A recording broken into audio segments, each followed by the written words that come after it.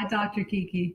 Hey, I'm so excited, Sona, that you are here with us. And so I want to welcome everybody to the new year. I mean, it is 2023. And we're 2 weeks in almost. I know. I'm like me and Nicole, my assistant, are already planning beyond the first quarter. And it's like, can, can we slow down? Like, I need to take in the fact that we in a new year. I got my vision board over here That's that I'm awesome. finishing up this weekend, and everything like that. So I'm still trying to get the vision board up.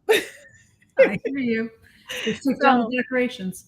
yeah, right. So if my mom were not so superstitious when she was alive, she made sure like you could not have your tree up after the new year. And so that's ingrained in me. She's no longer with us, but that is ingrained in me. So I have to get those things down if it's the last thing I do before the Yeah. new year starts.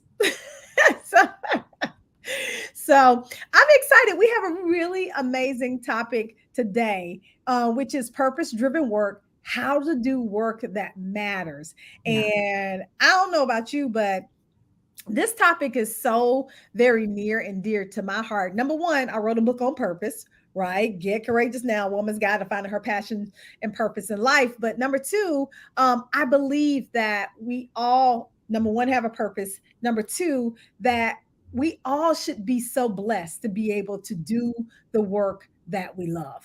Yeah. Right. Like we all should be able to kind of show up and kind of do that kind of work that we love. And so, and I know you might agree, and so I really want to know, like, in a sense, for our audience, and when we're talking about this in corporations and companies, what do we actually mean here at Picati about purpose driven work? What would you say we mean by this?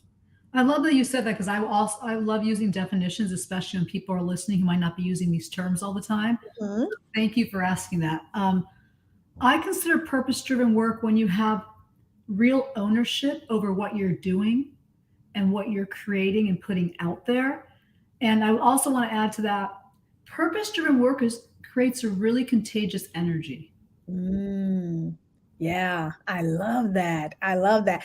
And I didn't know we should have introduced you as well. So I'm gonna introduce myself because look, we are like, so I'm Dr. Q Ramsey. I'm the founder and CEO of Picati and Sona. You are. I'm Sona. I'm a diversity and leadership coach, and we were just excited to hop in, so we I hopped in. That's what happened. I just wanted the people to know at least who's having this conversation. But Yes.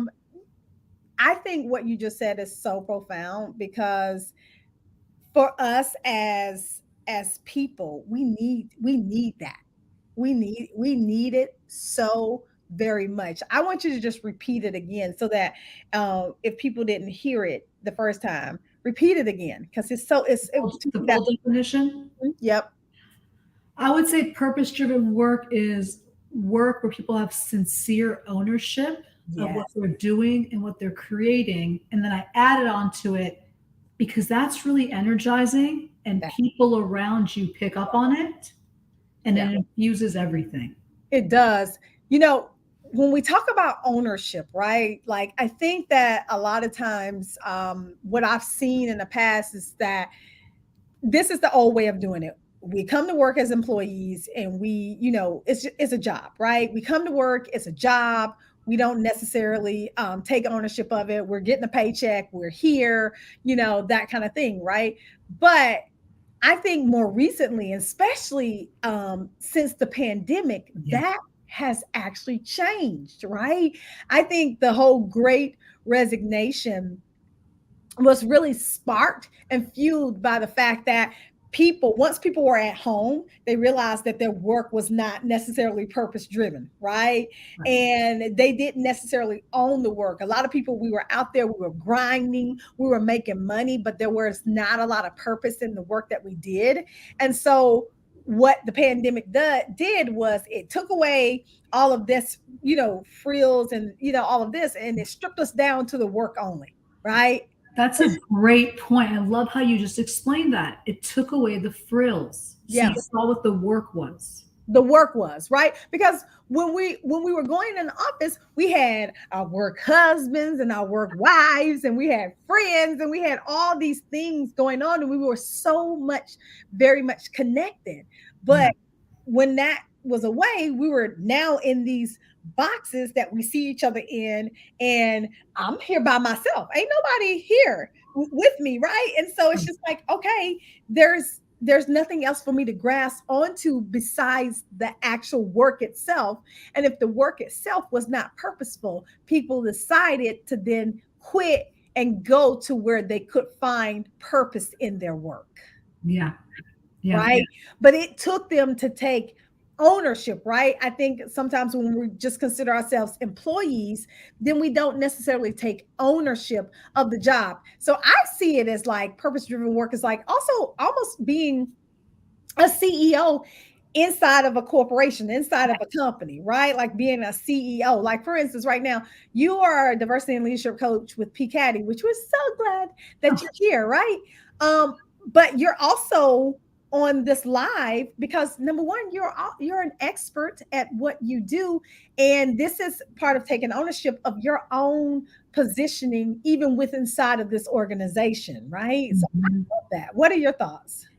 Well, it's really common you're saying, thank you. But I also was thinking of when you talked about the CEO with an organization, I Mhm. think also purpose driven work, whilst it's on the individual, it's also on the organization. Let's talk about organizations for a moment to encourage that. And what do I mean?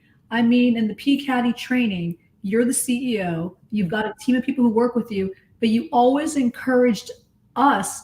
What are your fields of expertise? What do you know? What do you love? So I would see us show up to these meetings, even in boxes, Mhm. excited, energized in the breakout rooms, because so much of that can be fostered from within an organization.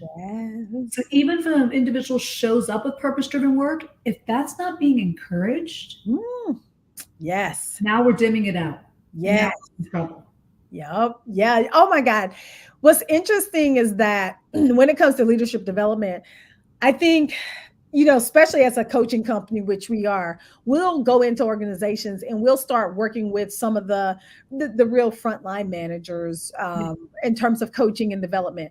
But what we see real change, which is what you were talking about, is when we're working with the leaders of that organization, when we're working with the leaders, the CEOs and the VPs and the executive leadership team.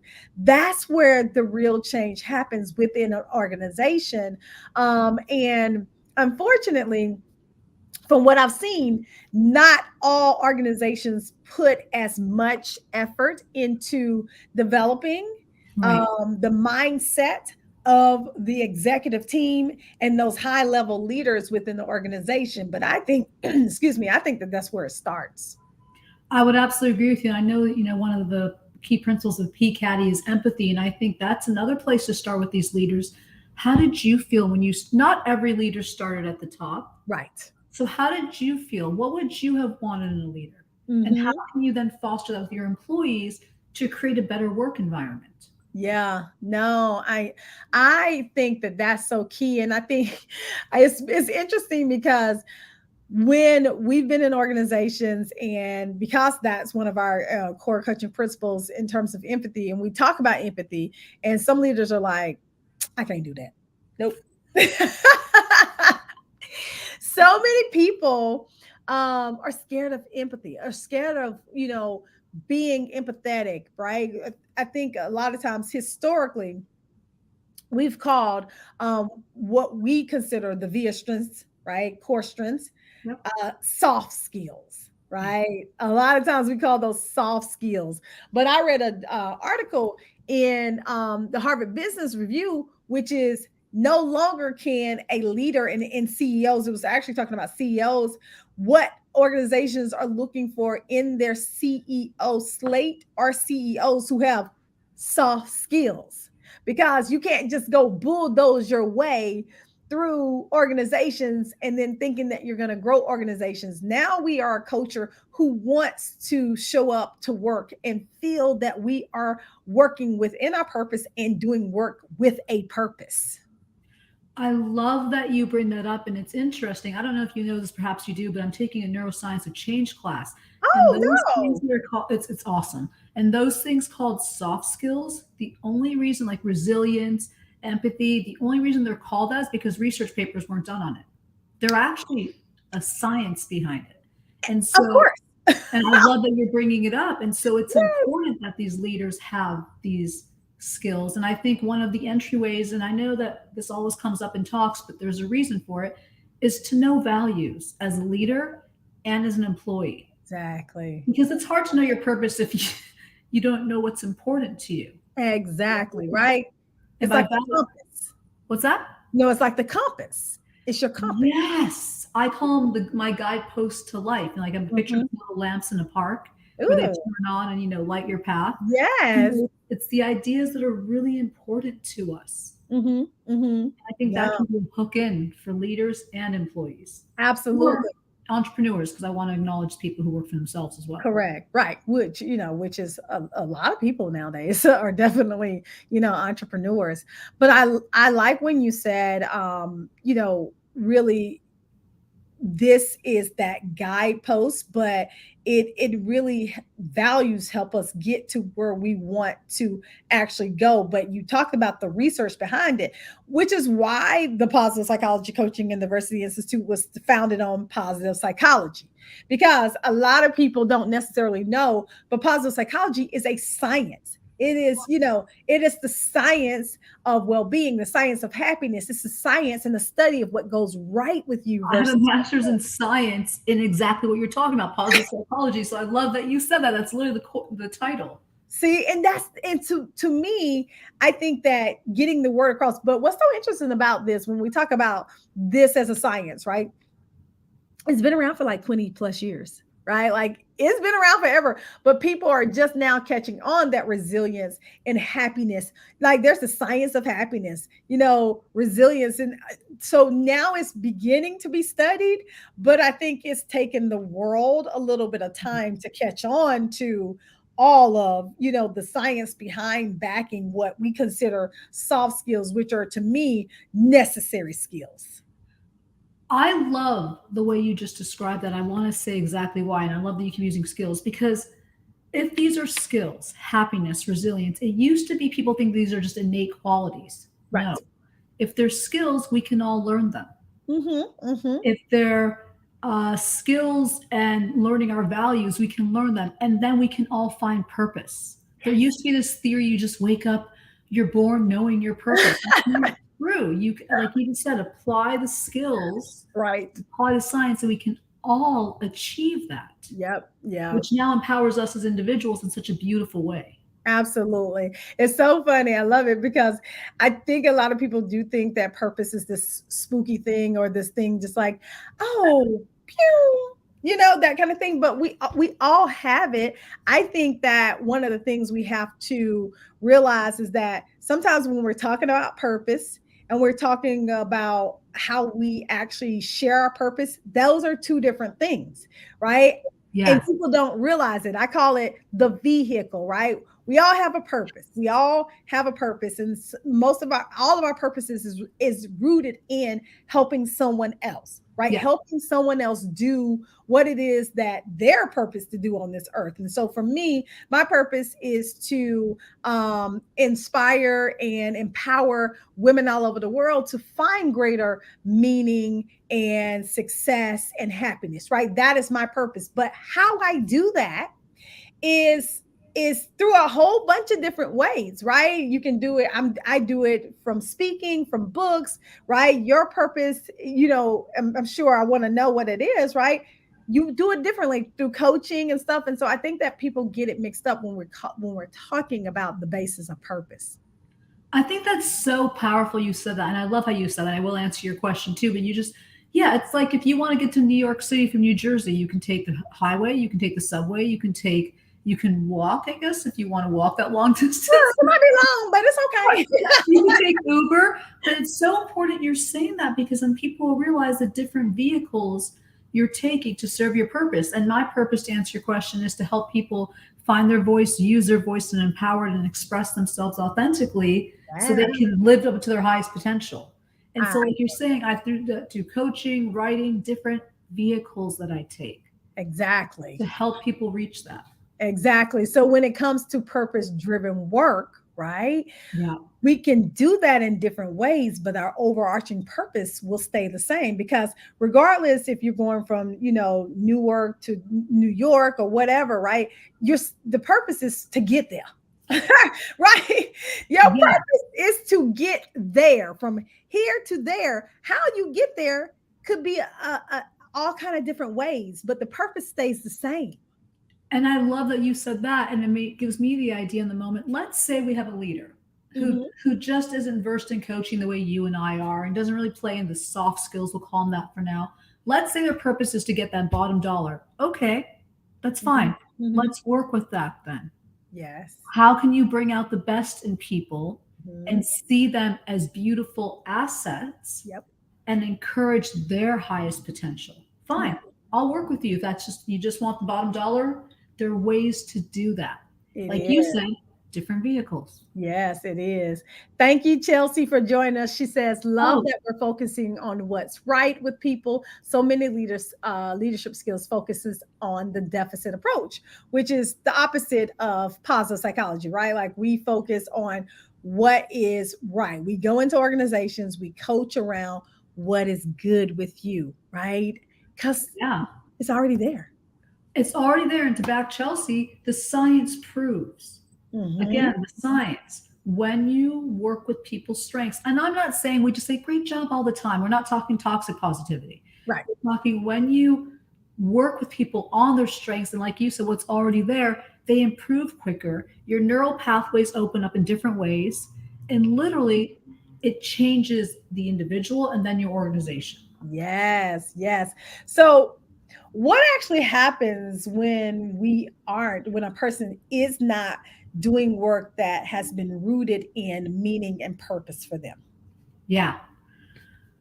I mean, I've been there. So I'll speak from experience. I'll speak from my research and studies as well. The Hmm. first thing you're going to have is lack of engagement. Mm, They're yes. checked out. Hmm. They're going to do the bare minimum. What does Yep. it take to get through this day? Literally, I'm using this monotone voice because this is how it feels in their head. Right. And again, that's contagious. And it's also going to cost the company literally in money ideas because again, I said I'm in the neuroscience of change class. I'm studying a lot of neural pathways. You are literally strengthening the pathways that are just encouraging dull actions and dull ideas. Mm, So you are costing brilliant ideas yeah. because the person's so turned off. Yeah. Yeah. And I always think about systems too. That disengaged person also affects their family life, their relationships, society.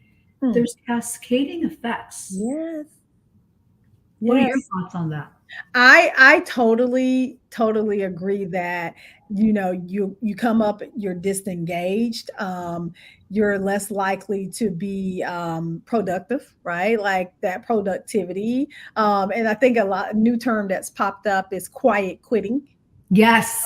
Right? So for those of you who don't know what quiet quitting is when an employee comes to work and they do the bare minimum to get by, right? They just come, they do the bare minimum, they ain't gonna give you no extra. Um or they're barely meeting the standards of the job. And that is happening in a lot of places around the country and around the world where people are just quiet quitting because they just are not engaged, are connected, or really liking the work that they do. Which adds to what you're saying again, if we're thinking as an organization and we're thinking about productivity, Hmm. it's been shown again that sort of stress lowers people's well-being and health. Yes. So now those people are calling out of work or they're actually getting sick. It's Yes. lowering their immune system. Yes. So Absolutely. it's this cyclical. It's so funny that you say that because I personally have made a resolution this year or just a goal to make sure that self-care is one of the things that I am really doing for myself, right? And I'm sharing that with the world, right? Like I think that we all need to practice self-care, but when you show up to a position or a job at work that is not rooted in purpose, that is the opposite of self care. right? Because you're going to take whatever energy, even if you're quiet quitting at the time, right? You still got to take energy to be in a space that is not serving you, Yes. you know? Yes. That's really vital what you just said. The energy to be, say that again. That was really, The energy that it's going to take for you to be in that space is not self-care, right? Like that's the opposite of self-care, because you still have to take the energy, like you, regardless of what you're doing.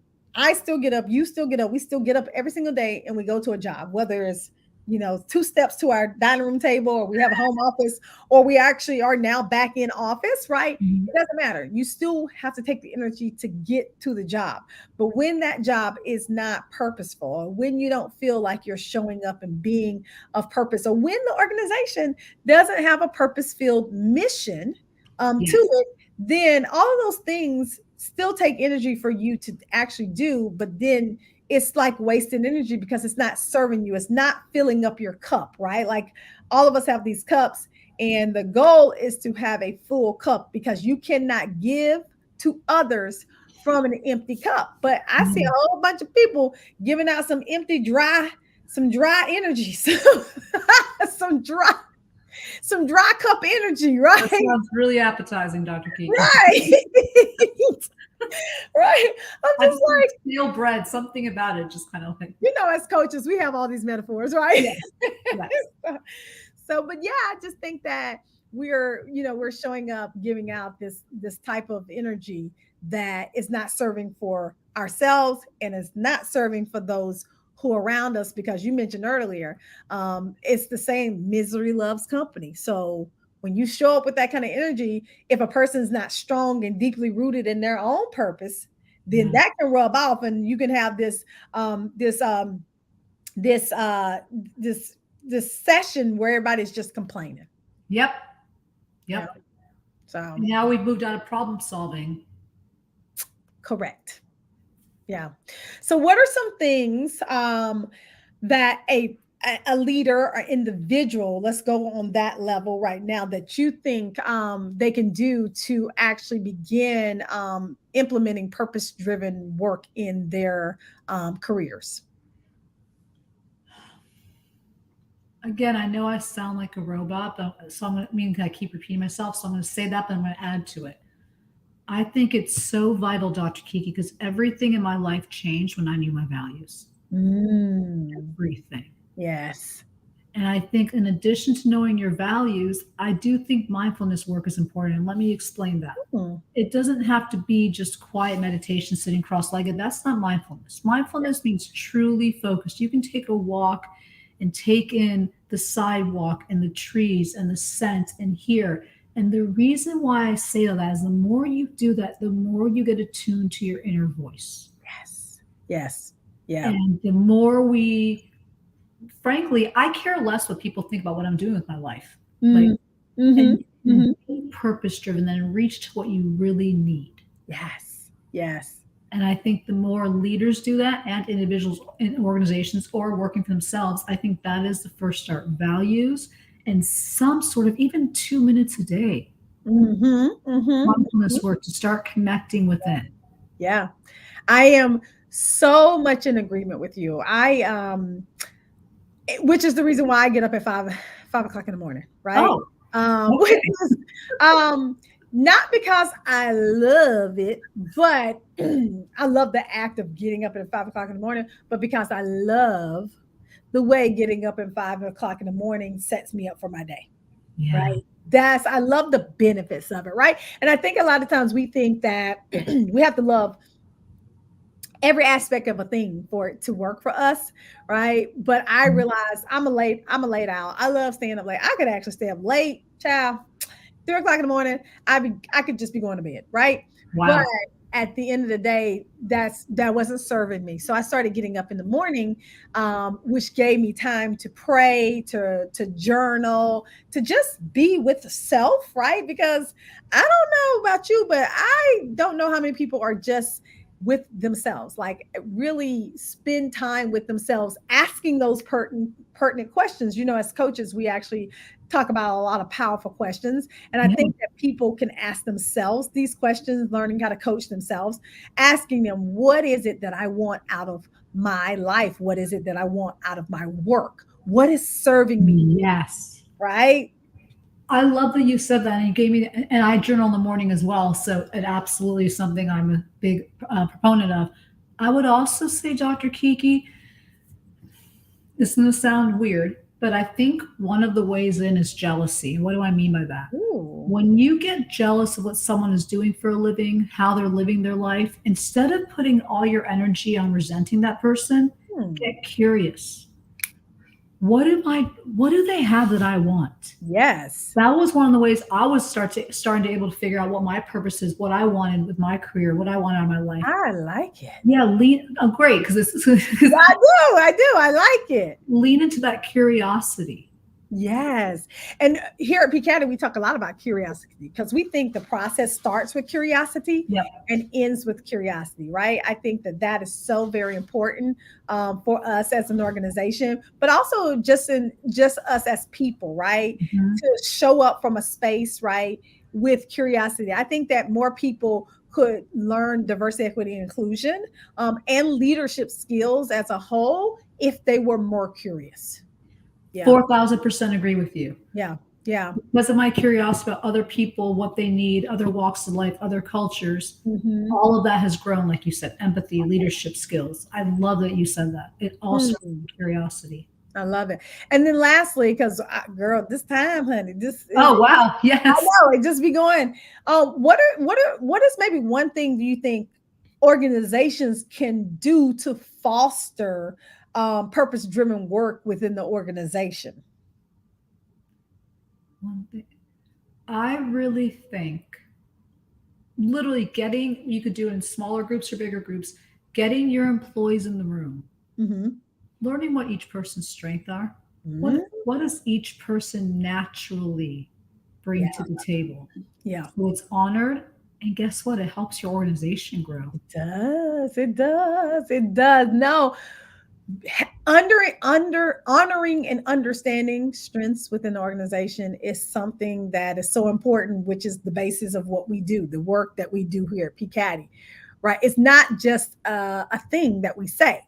It actually works. It makes a company more profitable. It makes employees more engaged, more productive, happier to be at the work, be at their job. And so I agree wholeheartedly with you is understanding that your employees' strengths and giving them a space to then utilize those strengths to then within the organization, because it's not enough to just know them. Is You have to take it a step further for that organization, for that person to be able to use them. I love that. And in that safe space, creating a space where we encourage risk.